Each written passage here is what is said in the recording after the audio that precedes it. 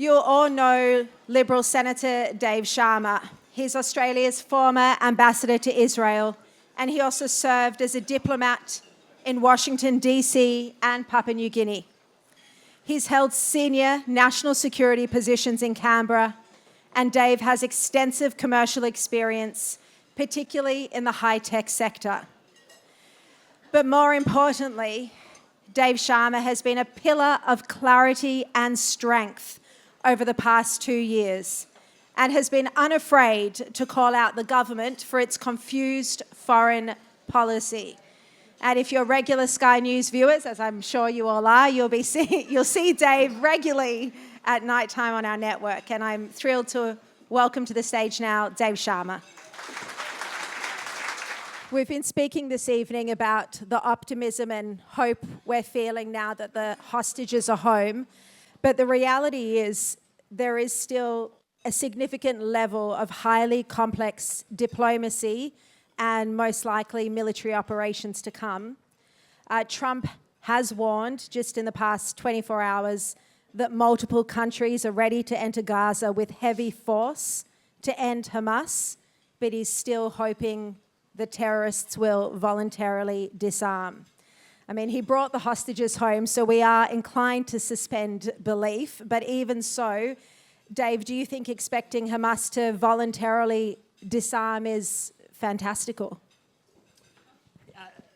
Thanks, Sharri. And let me just say quickly thank you. And it's wonderful to join Friends of Tel Aviv University and Ariel and Timna and Amos and Andrew Silverberg and David Solomon and all the Sarah Murdoch, all the special guests that are here tonight. Just it's lovely to be in your presence.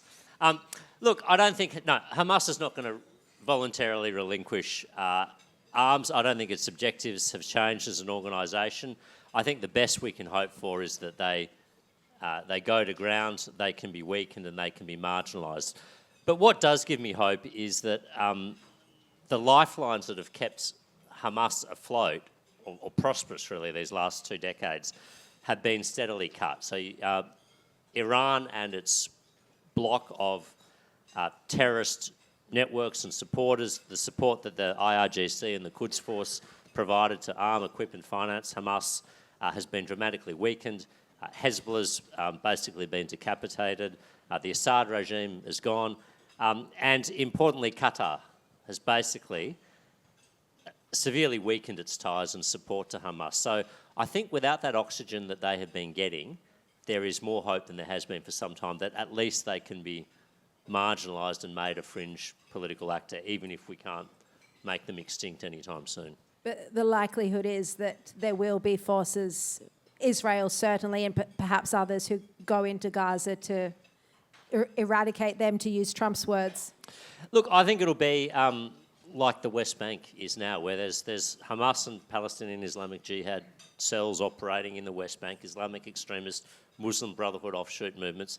And although the Palestinians have self-governance in large parts of the West Bank, the major Palestinian cities like Jericho and Jenin and Nablus, the IDF will go in from time to time to conduct operations against cells that Hamas and PIG, cells that are planning operations. And I think it will have to be the same in Gaza. And I think the world needs to expect that will be the case. And whatever international security force that is put in there, that will need to be coordinated with, but I think the expectation will have to be that the IDF will continue to have to conduct these sorts of operations, yeah.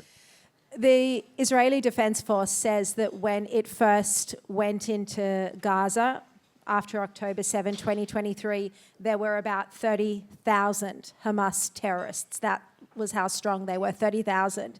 Now, the IDF says it killed over 22,000 terrorists over the past 2 years. But now we're hearing new figures from Israel, from the Israeli Defense Force, that Hamas is back up to 20,000 because of newer recruits, Dave, although they are untrained. But this is a worry that, just as Israel has been fighting Hamas over the past 2 years, they've managed to recruit a sizable force. It is a worry.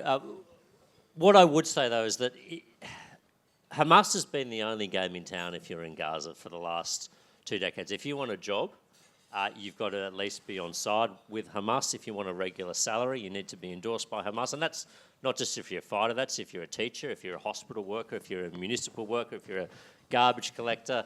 But even if you're just running a shop or an enterprise, if you want to bring in goods, Hamas is taxing you. I mean, they have been the state, and they've been the only source of, well, the major source of livelihood for anyone in Gaza. If we can make sure, and I don't think Israel will allow this to happen again, that the financial flow of support, predominantly from Qatar, but also to a degree from Turkey to Hamas, is cut off, and that there are other, financial lifelines available, then I would hope that we can starve Hamas over time. No, you're not going to get rid of the ideologues and the extremists and the Sinwars and the Mohammed Daves of Gaza, but you can, I think, draw a large part of the people away from supporting it if there is another path for them to, feed their families and earn a living. I mean, it's incredible to think that there are large areas of Gaza that Israel hasn't gone into over the past 2 years, because that's where the hostages were believed to be kept. And of course, Israel didn't want to kill their hostages. But Trump's peace plan makes it clear that the terrorist infrastructure, particularly the tunnels, do need to be destroyed. That's in his peace plan. But to do this would also mean surely destroying some of the civilian infrastructure above ground. So these are still complex military operations that are likely to still unfold. I think that's right, and I've seen reports in the last few days of the IDF, destroying tunnels that they'd previously left untouched, but they knew they were there because they'd been concerned about hostages being held, that they either knew for a fact or they thought with a high likelihood. But a lot of this infrastructure, as we've seen, is under schools, under hospitals, under major municipal centres. Destroying it will probably destabilise the foundations of those structures. But I don't think we have a choice. I mean, I don't think Israel has a choice. I don't think we can allow those tunnels to remain, or any remnants of them. I don't think we can allow Hamas to use them as a base to regroup and rearm. And, Gaza is going to need a large amount of reconstruction anyway. I think we need to, we'll need to make sure that we deal with the tunnels, and if things need to be reconstructed, they're then reconstructed. So the Vice President, J.D. Vance, is in Israel at the moment. Secretary of State Marco Rubio is about to arrive, and he was just there last week with Trump and also with Defense Secretary Pete Hegseth. So we're seeing the most senior members of the Trump administration spending a lot of time in Israel trying to make sure that the ceasefire holds and that the war ends. Why do you think this is such a top priority for President Trump? Well, I think you're right to point out that he's incredibly invested in this. I mean, that's, he was there last week. I think Kushner and Witkoff have been there earlier this week. Vance has just been there, as you said. Rubio's arriving. That's an immense effort of basically all the top US national security officials in Israel in 1 week. And I think it shows President Trump's personal investment in this. Why? I mean, I was thinking about this earlier. President Trump's in the second term of his administration, right? Normally there are 2 consecutive terms. His was interrupted. And in the second term of a presidency, presidents often become focused on not re-election, because they don't have to face re-election, and so they're less focused on domestic politics. They tend to be more focused on a legacy, and it's usually in the second term of presidents that you see them being more expansive and more ambitious on the world stage. And I think that's what's driving Trump. I mean, of course, Trump wants the Nobel Prize as well. He needs to go to Tel Aviv University then. He hasn't been modest about that ambition. But clearly, I mean, he does deserve an immense amount of credit for what has been achieved, bringing this war to a close in a way that I think few people thought could have been done in the space of time that he's done it. And on that topic, I completely agree with you. He deserves more credit than we can possibly give for bringing all of the living hostages home. I think many of us never thought we would see that happen because it was Hamas's final leverage. But I don't think Israel is getting enough credit, Dave. And what's your view on whether this peace deal could have happened had the Qatari strike by Israel not taken place? Yeah, I think that's a very good question. I think there are 2 things that brought this peace deal about. military pressure on Hamas, which Israel exerted, and diplomatic pressure on Hamas and its backers, which was predominantly the United States. But I think you're right to point out that strike on Qatar, because until Israel directly targeted Hamas's leadership in Qatar, Qatar's hosting of Hamas was all upside for them. They hadn't paid any price whatsoever. I think they play a terrible game in the region. I think they're a dangerous actor in the world. I don't know if this is on the record. And I think the fact that they've been able to get away scot-free for 2 years in basically supporting Hamas, hosting their leadership, funneling all this money and not paying any price was repugnant. And I'm glad that Israel said, you are not off limits if you're hosting Hamas's leadership. And that's what changed Qatar's tune, because suddenly Qatar, which cannot defend itself against a military power like Israel, suddenly knew that it needed the protection of the United States and it didn't want to risk hosting Hamas's leadership anymore. So though the US was at least publicly critical of Israel's strike against Qatar, I don't think Qatar would have pushed Hamas to accept this deal unless that strike had happened. We don't know this yet, but we know that Trump signed an executive order saying that an attack on Qatar, he would treat it as an attack on America. I mean, there must have been a deal done there in return for Qatar forcing Hamas to return the hostages and agree to the peace deal. I think that's right. I think that he basically provided the strongest type of security guarantee he could, absent a treaty. He's not like a NATO Article 5 type security arrangement, but it's a pretty strong statement of intent as a way to say, I'll protect you, Qatar, but in return, you need to help me out with Hamas. And I think that's a good quid pro quo from the US perspective. I saw J.D. Vance in Israel yesterday. He said these two sides, or words to this effect, he said the two sides have been fighting each other forever. And I felt really uncomfortable with that language, presenting it as a forever war, because the truth is Israel unilaterally withdrew from Gaza in 2005, wanting a peaceful coexistence. It didn't want this war. So, do you agree that it's that characterization that we're seeing increasingly from some parts of perhaps the isolationist movement is inaccurate? Yeah, I did hear that, and it jarred with me, because it suggested there was a sort of a moral equivalence or legitimacy between the two warring sides, and I don't think there is, and I don't think you can ever say that. I don't think you can say it about the last 2 years of fighting, a war that was clearly initiated by Hamas's terrorist acts of the 7th of October, but I also don't think you can say it about Israel's history now, going back, almost 80 years to its founding, when Israel has fought wars when they have been forced upon it, but it has always been prepared to end wars for the sake of peace and give up territory for the sake of peace. In the case of the Sinai Peninsula after the Yom Kippur War, and as part of the Egyptian-Israeli peace deal. I think they have always been a willing partner to peace, and Israel is they're a strong power in the region, but they're a status quo power. They just want to be left alone, allowed to live in peace. Ideally, they would like to trade and interact with the region, because they think rightly that would be of benefit to both countries and sides. But fundamentally, they're not an imperialistic power. They don't have designs on any other country. They just want to be left alone in a territory that is 1/11th the size of Tasmania, a very small sliver in the Middle East that they want to have for themselves. And I think we need to be crystal clear, even though the war has been tragic for both sides and there have been terrible losses of civilian life on both sides. We need to be clear about who started the war and who carries the moral responsibility for this conflict, and that is Hamas.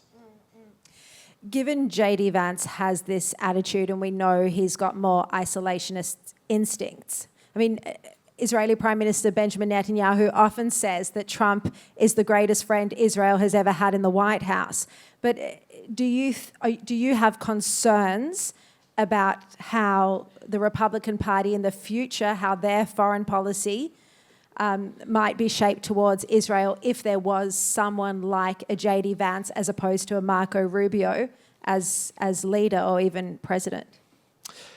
I do, because it's hard to, the Republican Party ideology these days is really Trump, right? That's the person who, he's the doctrinal chief. It's, whatever Trump says. You guys need one in the Liberal Party. Someone who sets the ideology.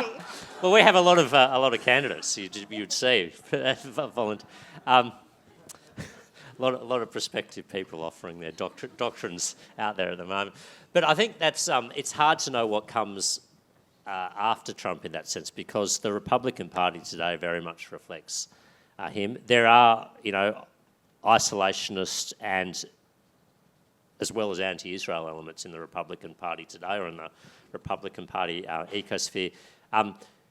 JD Vance, I find him a hard person to pick personally. I mean, he was almost as critical of Trump as Kevin Rudd was in his previous life. Not quite as bad, but he's obviously very close to him since. But would he continue that sort of legacy? Would the Republican Party and the institutions ensure that legacy is maintained, or would he take it in a different direction?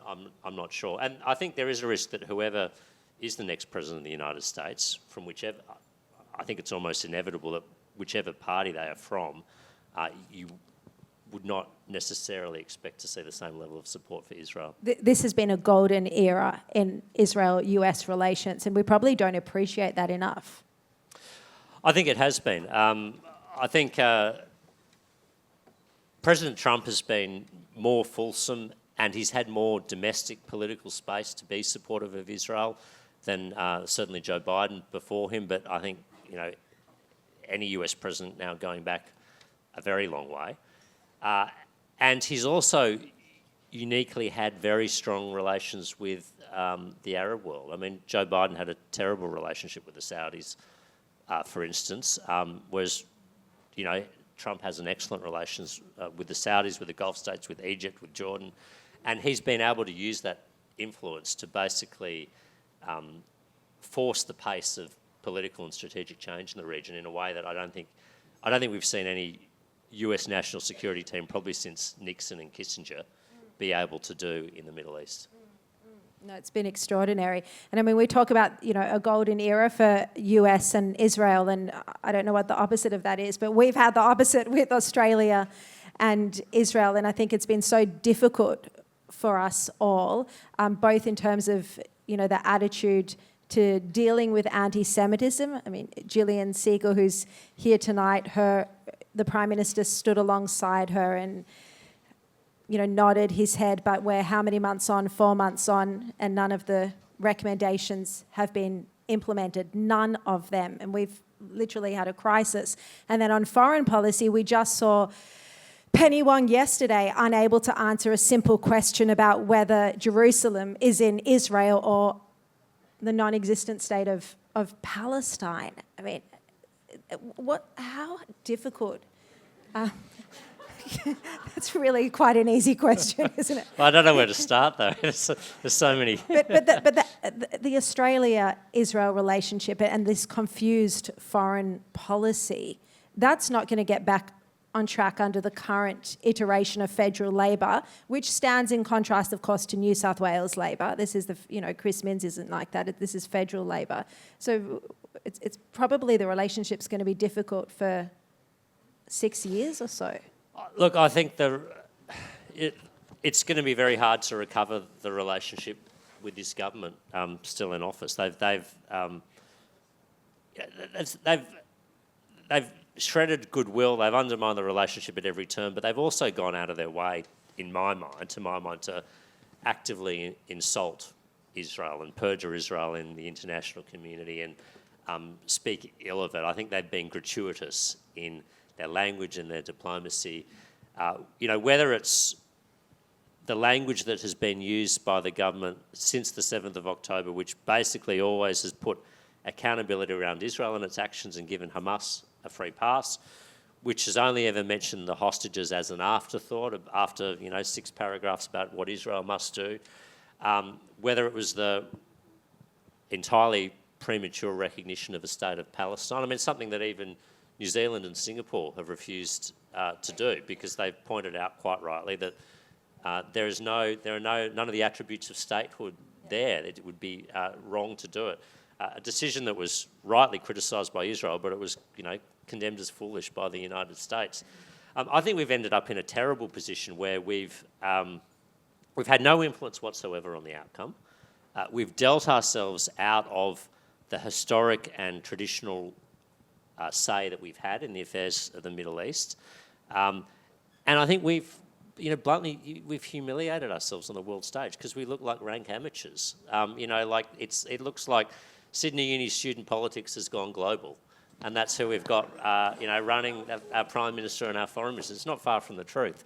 And I just think we don't look like serious players. And that's, as someone is a proud Australian who takes pride in the role that we have played in the world over a century and more, and the fact that we have always been credible, serious actors who deal with the world as it is, but also stand on the side of right and justice and are prepared to weather adverse domestic opinion or adverse international opinion to stand up for a cause that we believe in.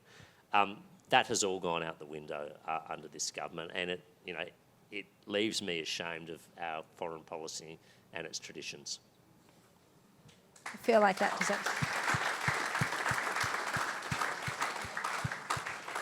When Anthony Albanese announced that he was recognising a Palestinian state, he said he'd spoken on the phone to the Palestinian Authority President, Mahmoud Abbas, and he said he had a firm commitment from him that he'd end the pay-for-slay program.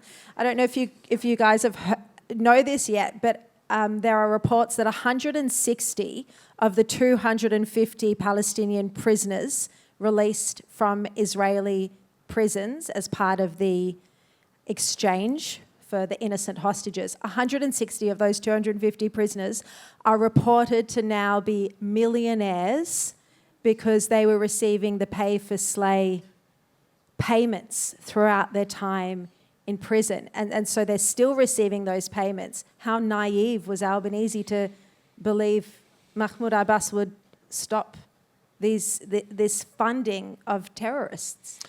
It was either incredibly naive or it was incredibly cynical, and I'm more inclined towards the latter. I mean, I think he'd made a decision that he wanted to recognise the state of Palestine no matter what, and he thought he has to extract some sort of fig leaf of assurances to make it sound barely credible. So he says that Mahmoud Abbas told him he's going to stop paying the families of terrorists, that he's going to voluntarily give up power and arrange fresh elections, that Hamas is going to return the hostages and Hamas is going to demilitarise. But he's given up any leverage that Australia ever had over that by paying the price up front. And, I mean, the Palestinian Authority's got no interest in doing any of this. So, yes, it makes us look naive, but I also think it was just a stunt by Anthony Albanese to cover his tracks for what was an ideologically driven foreign policy that's disconnected from our national interests. Yeah, it truly is disconnected from our national interest, absolutely. And you'd have to say that criticism of Israel, do you agree with this, that criticism of Israel has given moral cover or even encouraged the aggressive activists who spread anti-Semitism here? Yeah, it has. I mean, it's taken me a while to reach that judgment, but I think it undoubtedly has, because I've just followed the language that they've used throughout this conflict. And I remember, within weeks of the conflict starting, you had senior Australian ministers like Tony Burke, like Ed Husic, either winking at suggestions that Israel was committing human rights abuses or international crimes, or failing to refute accusations of genocide. You had them using very loose language about Israel's conduct. And then in some instances you had them, later on in the war, you had them outright come out and say Israel was pursuing a deliberate policy of starvation or, mass extermination, whatever it might be. That undoubtedly gave cover to the activists in Australia who, I mean, it's important to point this out. What we've seen in the last 2 years is a strong current of anti-Semitism, which was much closer to the surface than I'd appreciated, basically seize upon this conflict to pursue a much older and more deep-seated agenda. And what the language of our senior ministers, senior Australian Labor ministers, has basically given them legitimacy to go out and do that. I mean, let's remember that, you know, the first protests we saw against this war were on the 9th of October in Australia, which was the morning of the 9th of October in Israel, when the Israeli Defence Force was not at all present in Gaza, and its operations were entirely in the Gaza envelope, trying to oust Hamas fighters from communities that were still under siege, to rescue the wounded, to find the dead. That was when the first protests happened at the Opera House. And the fact that after the ceasefire was announced and that hostages would be returned, people decided that they were still going to protest and go ahead with them. I mean, it just shows you that the protest has never been about the conflict. The protest is about their grievance against the State of Israel, the existence of the State of Israel. And further proof that now that it's Hamas publicly executing Palestinians, nothing from the protesters, nothing from the United Nations, as Chris Kenny pointed out in his editorial on air this evening. We're being wrapped up, so just finally, maybe to end on a philosophical note, I mean, I think we do from time to time have the sense that we are living through a deeply significant period in history. You know, we'll all tell our grandchildren or great-grandchildren, however old we are, about October 7 and the day the hostages were released. Yet newspapers are the first draft of history. And we know, apart from the News Corp publications, we know how biased much of the media coverage has been globally, inaccurately claiming there's a genocide and a deliberate starvation. So how do you think history will reflect on this period of time then? I think, truly, when we look back on this, Israel will largely be vindicated, and I think most of the accusations that have been levelled against Israel will be shown to be false. You know, whether it was committing war crimes or targeting or genocide or humanitarian starvation. We've seen time and time again these accusations levelled at Israel in the heat of conflict, which are very hard to refute in the heat of conflict, proven to be wrong. Whether it was that Israel bombed Al-Shifa Hospital in week 3 of the campaign, it turned out to be Hamas terrorists. Whether it was the fact that children were starving in Gaza a couple of months ago, no, they weren't. There were no food shortages. It was children who had underlying medical conditions who were being used. I think that'll all be proven to be right. And I think if the region moves into a sort of more normal and modern phase as a result of this conflict, then I think Israel will be vindicated, because the Middle East has been more dramatically reshaped in these last 2 years than it has been in the last 3 to 4 decades. And basically, the forces of modernity have won, and the forces of backwardness and nihilism have lost and been defeated. And if that's the legacy of this war, then that will be a good thing, and that will be to Israel's credit. Dave Sharma, thank you so much for your incredible insights. Thank you, Sharri.